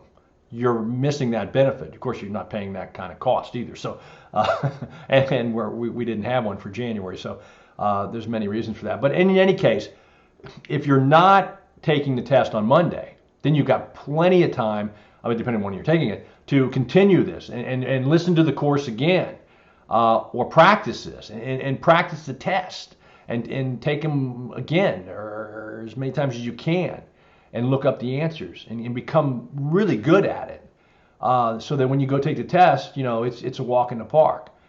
There have been people, actually quite a few people, that come back to me and say, I probably shouldn't tell you this, but they say, "Oh, Steve, I got done within 3 hours," or depending on the category. "Oh, it was half the 70% or more of your test questions, they were pretty much what you were talking about," and and so forth. And then I got other ones that, take the full 4 hours and call me back and say, "I don't know if I passed or not." So, most people pass. But in any case, that's with the workshop. Now, we don't know about the online yet, do we? So, again, the more you study and the more you take the test, a practice test, the better off you're going to be. But make sure you follow this system I'm going to tell you about now. So what you're going to do is you're going to read the question and available choices thoroughly but quickly. You're going to identify the key words and the subject of the question. Okay? Let's do that again. Read the question and available choices thoroughly, but quickly identify the key words and the subject of the question, right? Keyword, nouns, subject of the question, right? If you are 80% or more sure, the answer, mark it and move on. Now, when you're taking the test, if you know the answer or you think you know the answer, if it is talking about a ground rod and I told you the ground rod was 8 feet in length and you remember that and you're sure about that, then you mark it and move on. Don't check it. Don't look it up. I mean, don't, if you're pretty sure that's the answer, then mark it and move on. Okay, don't look up every answer. You can't. Okay, so if you want to come back and look it up later on, and you got all the other questions done, that's fine. But I mean, to me, there's going to be if you've taken my test, there's going to be some things you're going to remember. Okay, I mean, anybody would remember some of the stuff because I repeat it a lot. It's in my test a lot. It's repeated because I know it's a common question, and I want you to try to remember it. But then again, if you don't remember it, I want you to know where it's located so you can look it up. So move on, okay? I can't emphasize this enough. For some of you guys and girls, you have a tendency to dwell on something, and I have the same problem, or maybe that's not a problem. But I mean, the thing is, I got the answer, check it, pat myself on the back a couple of times, right? Move on to the next question, okay? So that's what I want you to do. But you got to be sure, and it might not be 80%, it might be 85% that you're comfortable with, or 90% you're comfortable with. That's fine, okay? Whatever you're comfortable with. But the bottom line is, mark it and move on.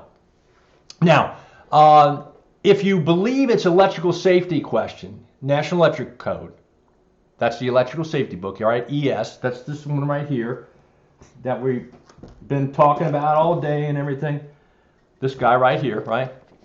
Now, again, 2008 edition, you might have that. It's fine, no problem. But this is what they are using now in the state of Georgia, and you really should have this one. Because if you got this book and you're in your vehicle and you're actually on the road with this, and you're trying to talk to a code officer in the field, and you go get out the 2008 edition, he's going to look at you like, well, I ain't going to listen to what you said because you don't have the current edition. So, you should have the current edition if you're going to be, quoting from it or, whatever. So, or working from it at least, okay? So, you've got the electrical safety questions, and it is a question, so you take 2 minutes to look it up. All right. Now, let me back up here and kind of start you off again and explain this to you. First of all, we do not juggle books. We do not have, the first question is electrical safety, I look it up in here. The next question is business, I look it up in the business book. Next question is telecom, I pull the telecom books. Next question is OSHA, because they're all random, okay? Sometimes you have them in order, there's like 4 or 5 NEC questions and maybe 4 or 5, or well, not really business because there's not that many, but let's say maybe there's 4 or 5 telecom in order, but most of them are all scattered and they're not. It would be nice if they were all in order, make your life simple, but they don't do it that way. Okay, they kind of make you juggle the books, which we don't do. And why don't we do that? Okay, now this is the key for you. We start with the National Electric Code. This is the first book we use. Okay, and so what we do is we have the NEC opened up. And I'm going to start from the very beginning of taking the test. So you've got everything going on, and you've checked it out, and you've got all your stuff set up, your glasses and everything like that, and you're all ready to go. And you press the button, you're ready to go. And when you're ready to go, that means you've got your NEC opened up to what? To view all tabs. It's in front of you. It's on the table in front of you, that little space you got there. And you open it up to view all tabs. Remember yesterday we talked about that? View all tabs. And the view all tabs was right there where the burial depths were. Remember that? Sorry there, I had to go get the other NEC. Remember? Well, I'll tell you what I'm going to do. I'll flip you to another. I'm finally learning this program, it's like pretty cool. But I still got issues with it. So anyway, I mean, not the program that I'm teaching. I mean, this program that we're using for streaming this content. Okay, so here's the NEC. So this is what we start with, right? So you open it up to what? View all tabs. That's that favorite tab. Now I can see the bottom tabs and the side tabs, right? So when I start my wrong page. When I start my test, I have this book in front of me. Now here's the CRT, the console right there. On this, maybe I'll say on the left side over here, I'll have the alarm books, okay, and maybe and then over here I'll have the business and OSHA books, okay, if I'm unrestricted. And then on the floor I'll have my my telecom books, okay, because I'm going to work from one book at a time. Now, how am I going to do this? All right, probably should have read this for you, but I'm going to go ahead and explain it anyway. Inside, when you first get to the testing center, they're going to, and you go in to sit down. She's going to give you a piece of scratch paper, okay, and they're going to give you some kind of a pencil or a pen, all right, and that's not for writing in your books. That's not for doing anything else with. It's for using, for calculations and stuff like that. So what you're going to do is when you're setting yourself up, meaning, let's say here's my table, my CRT's right here, my monitor here. The keyboard was here, but I took it, remember, and I put it back over the back of the CRT, right? And then I got my mouse over here. I'm right-handed, so I got my mouse. You're left-handed, you get your mouse over there, it doesn't matter. Okay. Now, one of the other things with the indexes, if I've got an index for this book that I bought from Voltage King or Power Learning Systems, I'm going, and it's probably going to be in this book, right? That's where I would put it, right? It's in here. We're going to talk about that later. I'm going to take it out because you're going to staple it between the holes here.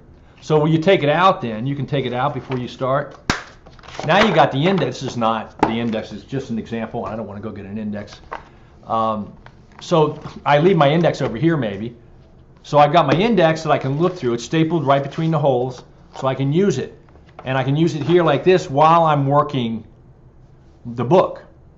All right? And of course I should have my what in here? I should have my little, here's one. Should have that in here somewhere, right? Remember, because I was saying, what I was saying about this. That. Okay, that's important, especially when you get back into sections like cable trays. That's not cable trays, but in any case, when you get back to some of these tables in the back, I mean, any of these tables back here for the, like back here, you better be sure, because this happens all the time in my classes. Somebody will say, 1.5 inches, and they'll be like this or something. They won't even use this, and they'll guess it wrong or get it wrong over here. And everybody will say, that's not right. Then we got a riot on our hands, and I said, well, how are you getting that? Oh, no, I'm sorry, I didn't see it. There, you should be using your straight edge. Okay, so there's things like this. Make sure I don't just say them because I like to talk. I'm really a quiet person, but I have to teach you, so I'm talking.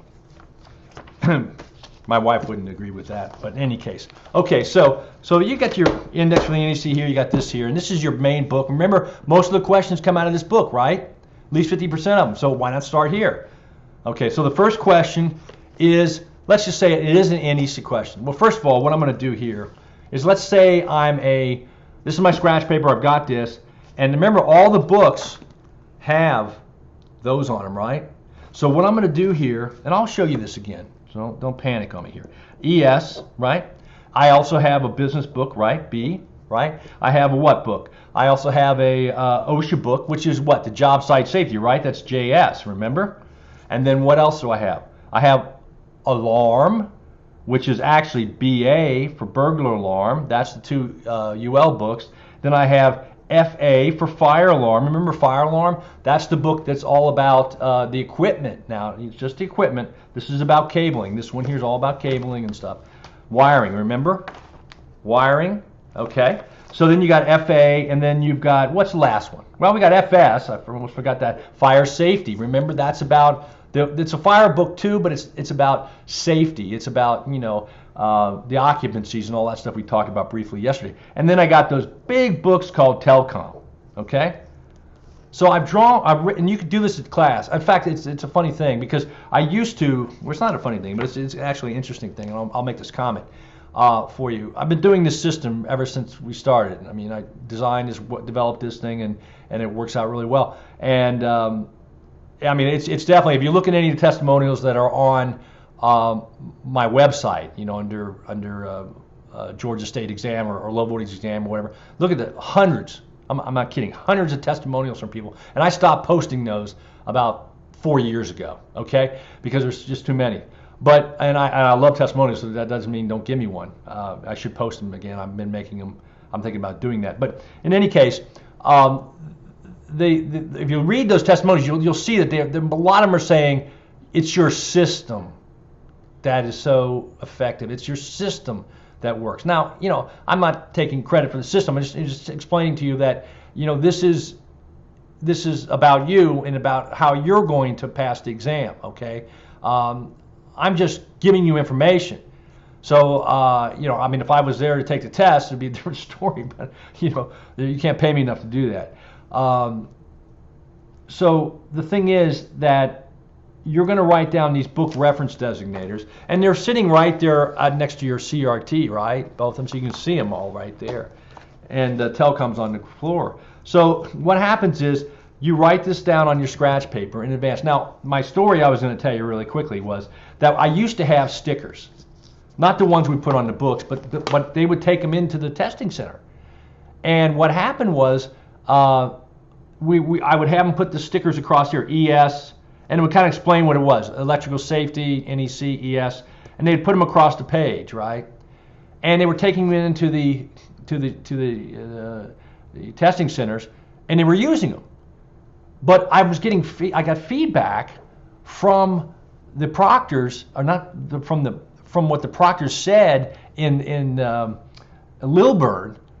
They were saying to my students, "Oh, don't forget to put your stickers on. Don't forget to bring your stickers. Put them on your paper." And as soon as I heard that, I kind of freaked. I was like, "Whoa, that's not good," because that means that people are doing things that are maybe unfair to other people that don't have stickers. Okay, I know that's a stretch, but the proctors shouldn't be doing that. And I thought, boy, that doesn't look good. That doesn't sound good, and I don't want anybody to think, I'm working with the proctors or whatever, because that's not the case.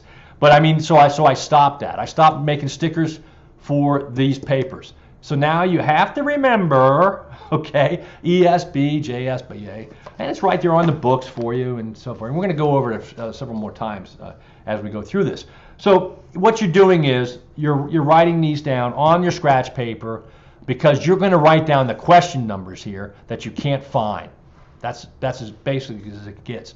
But you start with electrical safety, and you go through all the questions, all 105, all 85, all 95, all 60 of your questions first, and categorize them, and answer the ones you can with the electrical safety.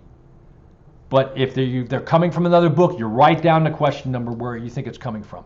You do not pick up that other book at that time.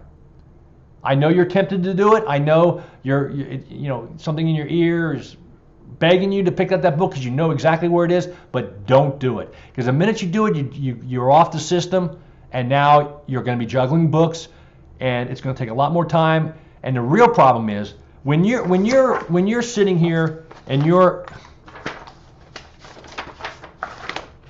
can't find a blank piece of paper. When you're sitting here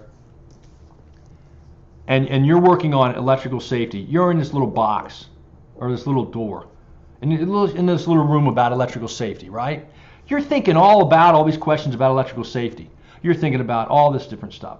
And if you juggle books, you're going to be going into all these different rooms, and your mind's going to go, besides the fact you got to take the book and reopen it again and go in there, you're starting to be thinking about electrical safety, then you're going to think about business, you're going to think about telecom, then you're going to have to think about next about burglar alarms, then you're going to have to think about job site safety. You're going to be stressed out, you're going to be wasting a lot of valuable time, you're not going to be able to stay focused. And another thing is, you won't benefit from the fact that when you do stay focused on only doing the electrical safety questions first, the NEC questions first, you'll discover other questions that you had already written down, that you'll find them because you've been in the electrical safety book for all the questions that were electrical safety. Now, I know this might still be a little bit confusing, but what I'm saying is you have to stay into one category at a time. And you don't want to juggle books. You don't want to do that to your brain, because it will maximize the amount of time you have. You won't believe how much time you'll get from this. I know you got to go through all the questions. You're saying, well, Steve, I got to read through all 105 questions first. Yes, you do. But the ones that are electrical safety, what are you going to do? You're going to try to answer them within 2 minutes. If you can't answer it, you're going to write it down there, question number 1. Number 2 isn't an electrical safety question, it's a business question. I read it thoroughly, I look at the available choices, and if I know the answer, I mark it down. I don't do anything on here. When I say mark it down, I mean I mark it down on the computer. I check it on the computer, right? So, but if it's a business question, I read it, I don't know what the answer is, even if I know where it is, it doesn't matter. I write it down here in the business. The third question is a job site question. It's a safety OSHA question. You know, Steve was mentioning something about trenches and trenching, and then I had to do something with the walls, or the sides, or the dirt, and I think it was at a certain depth, and I can't remember, was that 4 feet or 6 feet? I don't know. I better look that up. Okay, you asked the question there. That's number 3. Number 4 is electrical safety question again. I actually find it in the book. Wonderful. I don't write it down. I mark it on the computer screen and move on, right? So then I do question number 5, and that's the telecom question. So I write it over there. All right, and I go through this whole process where I've got, say, some questions that are, I'm just making these up here, you know, as I go through here.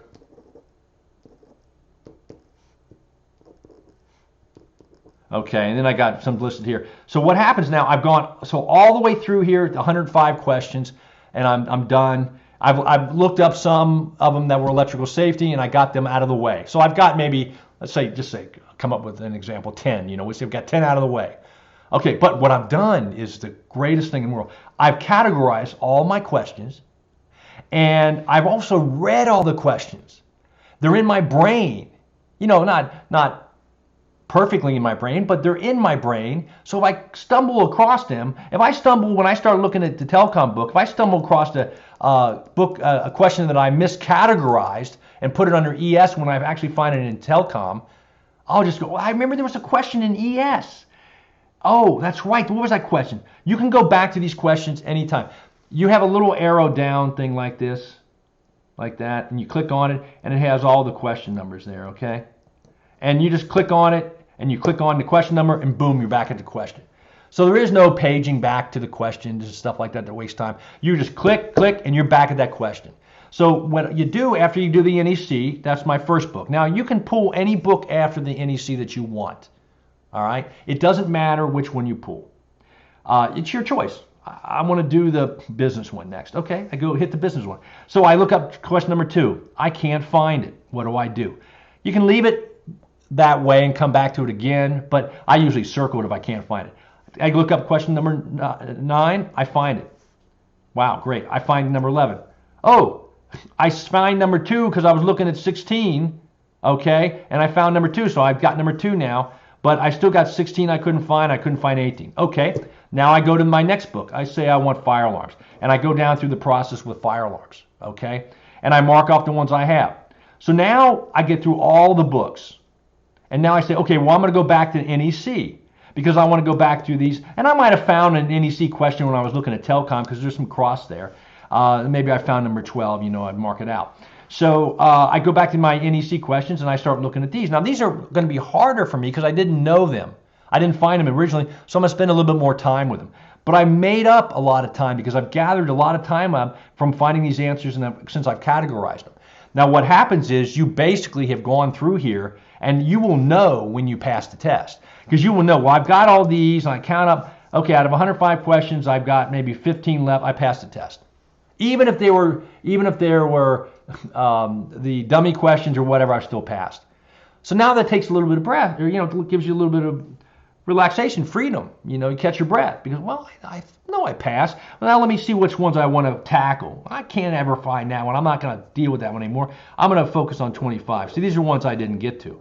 So now I'm going to go back to 25 my third time. Okay, let's go back up here and let me walk you through this again, okay? So here we go. So, you know, if you don't believe you know the answer, that's on the NEC, then you make your best answer choice and write down the question number on your scratch paper under the book category you believe the answer can be found in. Remember, do not pick up another book at this time. You are not to juggle the books, okay? You work with the NEC first, number one NEC, and then you go through all questions that you have, and you write down the ones you didn't get, and you categorize of the ones you didn't get for the NEC. You categorize all the other ones, all right? And then you, after you get done with the NEC, what do? You go back. You don't go back. You go to another book and you pull another book, okay?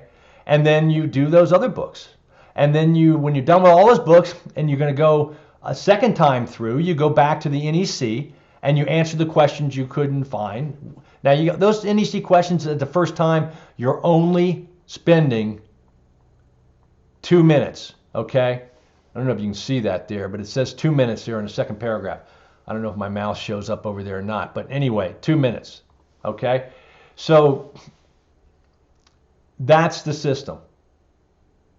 Okay, if you follow this system, you will pass the exam. It's that simple. I mean, you know, if you don't believe this in the system, you need to go read the testimonials on my website, you know, because I could tell you stories when I first started here and how a couple guys didn't do the system, they didn't pass, and I had a long talk with them because I used to have lunches right after the class, or right after they took the test when it was paper written, and they said to me, well, I said, how can I, you know, instill this in other people? And they said, you just got to beat it into people's brain. So during my workshops, I spend a lot of time on this, and I say this over and over and over again. Now, you know, I'm not going to say it that much now, but this is important. If you follow this system, your chances of success are going to be greatly increased. Think about how they build cars. You know, they build them they do one thing at a time, and they build them in a production line where everybody knows what they're doing. I mean, it's a system that works, and it's proven to have worked. It'll reduce your stress level. You might actually have fun taking this test, believe it or not. I mean, that's where I get feedback from those guys, and they say, oh, yeah, it was pretty much fun. I just did your thing, and that, you know, it went through it, and I knocked them out, and I was kind of really happy, and I was, you know, and in this, but you got to practice this. Now, the problem is, if it's a problem at all, you haven't been doing this on your practice exams. You haven't been writing down, and you haven't taken any test that covers all the books.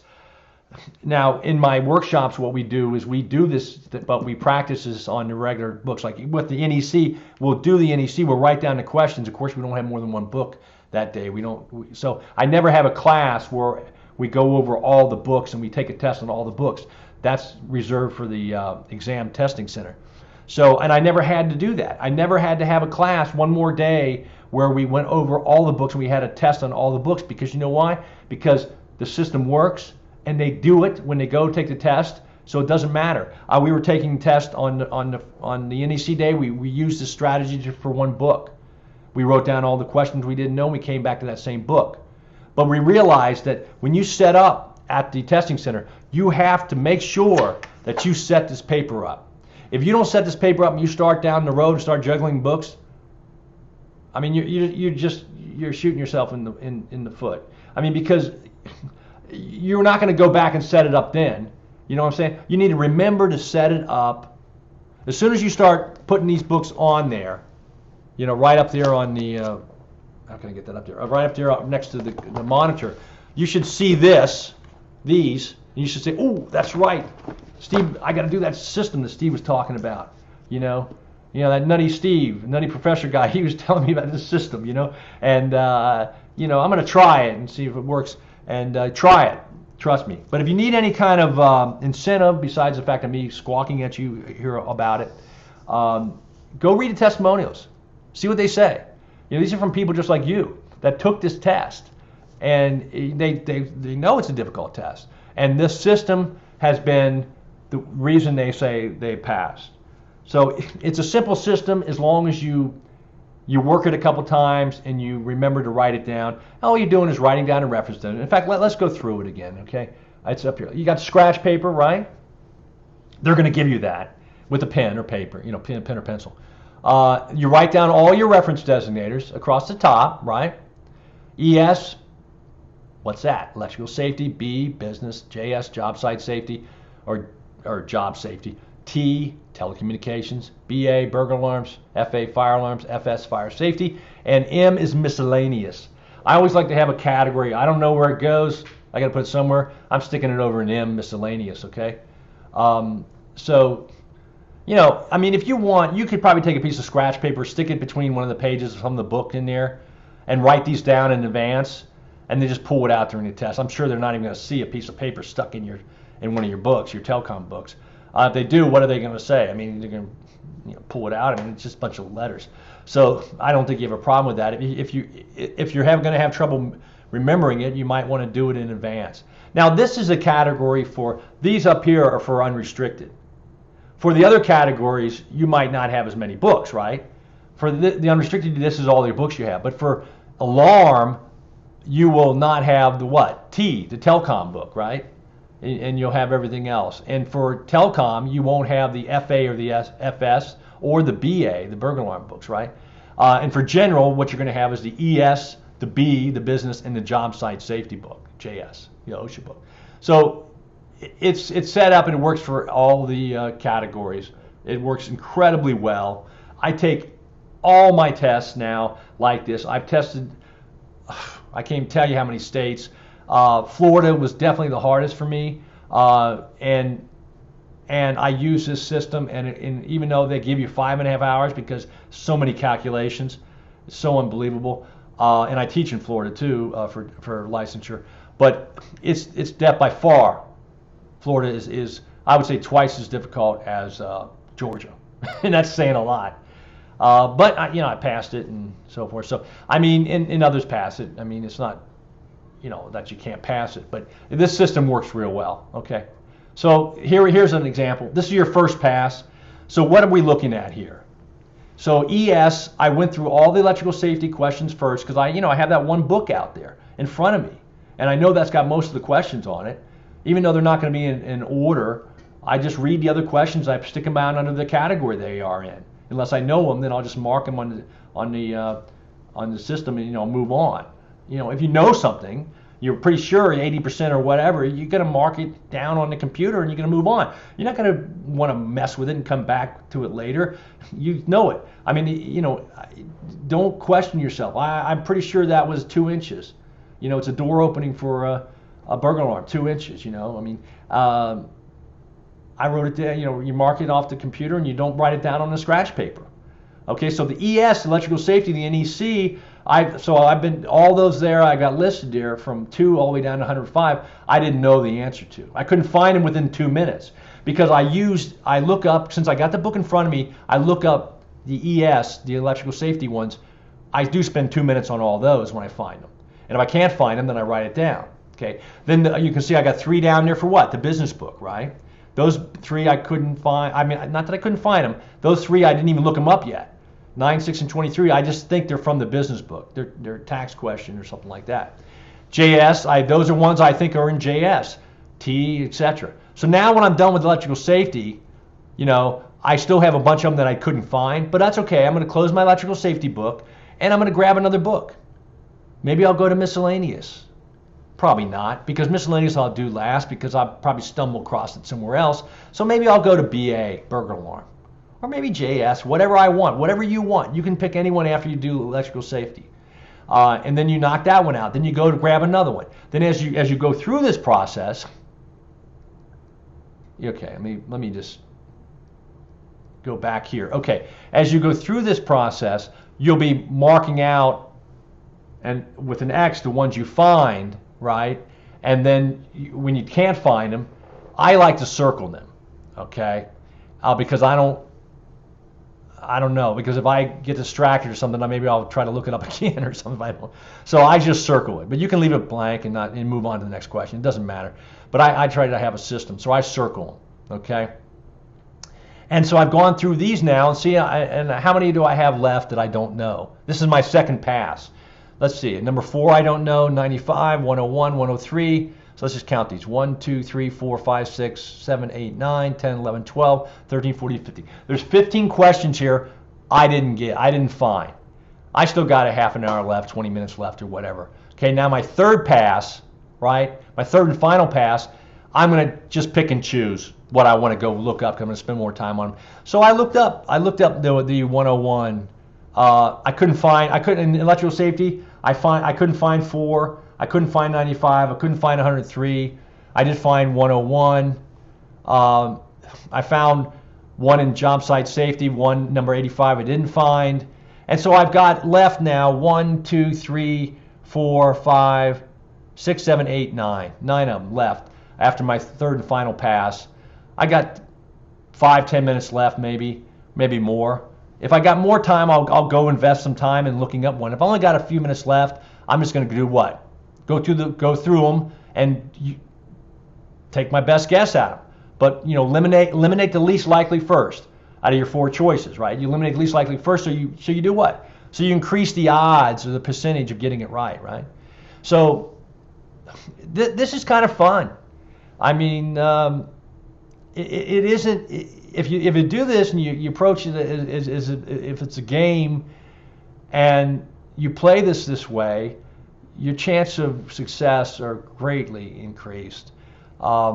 It's a proven system, and like I said, I can even show you evidence by going to my testimonials page. I mean, I certainly didn't write those hundreds of testimonials there. I never wrote one of the testimonials, and so check them out if you need to. Because the last thing you want to do is go there and forget to do this, or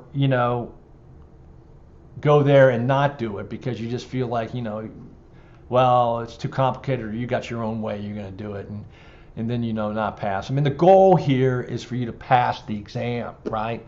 I mean, that's the goal. It's my goal for you is to pass the exam. I mean, every one of my students, I'm working with them, I want them to pass the exam. When I fail when you don't pass the exam. So that's how I know I'm doing my job, is when my students pass. That means all my students. That means every person that works with me, that listens to me, that follows my systems and does what I suggest. I succeed when you succeed. So that's why this is so important. Because if you let me down, just kidding. Okay, so you passed the exam here. Hey, how about that? Fantastic. All right. So I'm not going to go through this again with you. I'm going to pretty much, I think we're going to wrap this up here. It's been 2 hours now I spent going through this process. I hope this has instilled some energy, drive in you to, focus and to understand what's going to happen during this exam. I'm not done today. I've got quite a few more videos to do. The next one will be starting here in probably 15 minutes. Okay, probably gonna get me. I got a real sore throat for some reason, but I'm gonna be drinking tea here, so try to help my sore throat. But anyway, so do I need to go through this again? Okay, I will. One more time. Listen up. How do I pass the exam? Well, you got to be physically and mentally prepared. Learn effective test-taking strategies. Minimize your per question time. Condition yourself with practice exams. Stay focused and ignore the distractions. Follow the winning strategy. Okay, and remember, I've given you the winning strategy in your yellow folder. Okay, so if you review it, and I think it'll be helpful. And receive 70% of more correct answers, and you will do what? You'll pass the exam. Okay, I believe that's it. The next one I'm going to be doing here is on the NASCLA, Contractor's Guide to Business Law and so forth. I'm going to pick that up probably here in about 15 minutes, give myself a little break, give you a little bit of a break. So it's now 2:30, so let's just make it 3 o'clock. Actually, I tell you what I'm going to do. I'm going to go over the NEC because it's the most important, because some of you may not listen to all these videos. You should, but you might not, especially if you're taking a test tomorrow. So I'm going to go over this. This is cool. When I'm done with you on this, I think you're going to enjoy this. You'll understand this book a lot better, I hope, at least. I think you will. That's what the feedback I get.